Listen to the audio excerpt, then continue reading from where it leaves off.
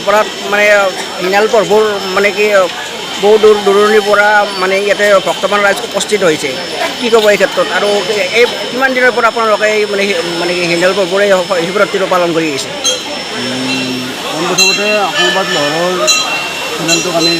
অৱশ্যে জ্ঞাপন কৰিছোঁ আৰু আপোনালোকৰ চেনেলৰ জৰিয়তেই সমগ্ৰ অসমৰ লগতে বিশ্ববাসীলৈ পূজাৰ কাৰণে শুভকামনা জ্ঞাপন কৰিছোঁ আপুনি যিটো কথা সুধিছে যে আমি ইয়াত কিমান দিনৰ পৰা শিৱৰাত্ৰি পালন কৰি আহিছোঁ সেইটো আচলতে কাউণ্টেবল নহয় আমাৰ পূৰ্বপুৰুষৰ পৰাই এই ইয়াত তাৰমানে শিৱৰাত্ৰি মানে উদযাপন কৰি আহিছে আমি যেতিয়া সৰু আছিলোঁ তেতিয়াই দেখিছিলোঁ ইয়াত আমাৰ এজন গছ আছিলে এনেকুৱা ধৰণৰ মন্দিৰ আছিল সেই গছডালৰ গুৰিতে তাৰমানে সৰু এটা খেৰৰ জুপুৰি আছিল আৰু সেই জুপুৰিতেই তাহানিতে সেই সময়ৰ মানে আমাৰ গাঁৱৰ মানুহবিলাকে যিটো বিশ্বাস আছে সেই বিশ্বাসক মানে প্ৰতিপন্ন কৰি পেলাই ইয়াত শিৱৰাত্ৰিৰ দিনা শিৱৰাত্ৰি পূজা কৰি আহিছিল আৰু আহি আজি আমাৰ এই মন্দিৰৰ যিটো অৱস্থা দেখিছে গোটেইবিলাক দান বৰঙণি হৈছে আৰু আজি মহা এজনে শিৱৰাত্ৰি পূজা চলি আছে এই শিৱৰাত্ৰি পূজাখন আমাৰ আচলতে ৰাতি হয় ৰাতিপুৱা 4টা বজাত শিৱৰাত্ৰি পূজা হ'ব কিন্তু এই পূজাৰ লগত সংগতি ৰাখি আমি ৰাতিপুৱাৰ পৰা কিছু কাৰ্যসূচী ৰাখোঁ ৰাতিপুৱা আমাৰ বিচন স্থাপন আমাৰ গছডালৰ গুৰিত বন্তি প্ৰজ্বলন শান্তিভাৱে পাৰাই চৰাই উৰণ বা মূল বিগ্ৰহত আমাৰ বন্তি প্ৰজ্বলন এনেকুৱাকৈ 4টা কাৰ্যসূচী ৰাখোঁ আৰু তাৰ আগমুহূৰ্তত কিন্তু আমি পানী তোলন এটা কাৰ্যসূচী থাকে আৰু আমাৰ মূল পূজাখন আচলতে ৰাতি আৰম্ভ হ'ব আৰু এই পূজাখনৰ লগতে সংগতি ৰাখি আমাৰ আপোনালোকে দেখিছে বিভিন্ন মানে নামৰীয়া দল আহিছে ইয়াত নাম ধৰি আছে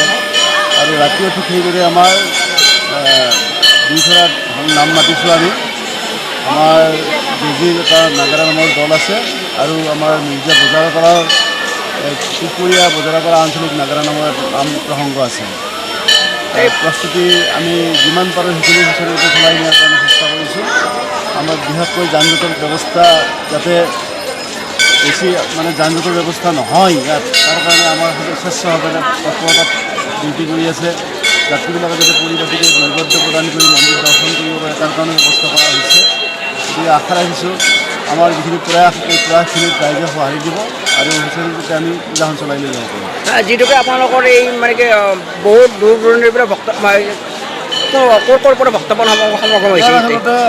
বহুত দূৰ দূৰণি বুলিয়ে এনেকুৱা নহয় যে আপাৰ আছাম বা এনেকুৱা ধৰণৰ বিভিন্ন বেলেগ ষ্টেটৰ পৰা নাহে কিন্তু আমাৰ এই কামৰূপৰ বিভিন্ন প্ৰান্তৰ পৰা তাৰমানে দৰ্শনাৰ্থী আহি ইয়াত অইনবেলিৰ দৰে এইবেলি ভক্তপন ৰাইজৰ সমাগম কেনেকুৱা লাহে লাহে বাঢ়ি আছে দেখিব আপোনালোকে এটা সময়ত ইয়াত মানে ঠেয়া নথৈ অৱস্থা হ'ব লাহে লাহে বাঢ়ি আছে যিটোকে হিনাল মন্দিৰ বুলি বুলিবৰ নাই বহু মানে বহুত দূৰণিৰ পৰা মানে ইয়াতে ভক্তপন উপস্থিত হয় কিন্তু ইয়াতে মাহিত্য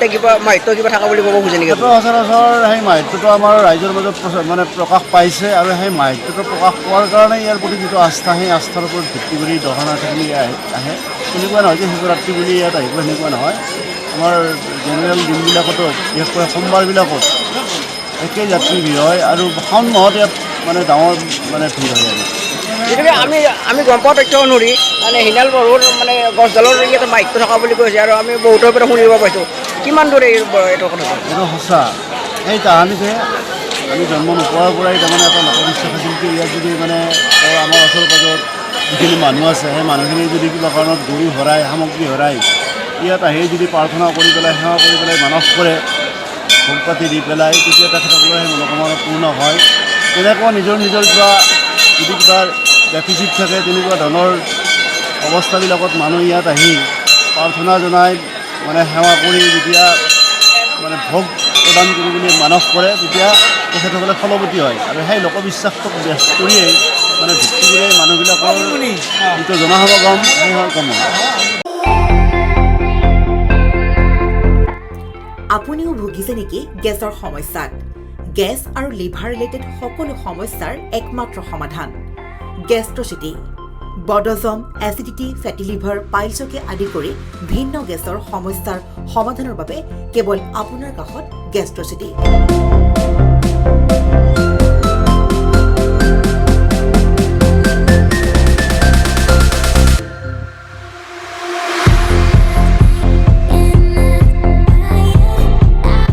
ভিজিট কৰক গেষ্ট্ৰচিটি গুৱাহাটী হাতীগাঁও চাৰিআলি যোগাযোগ নম্বৰ 7577999909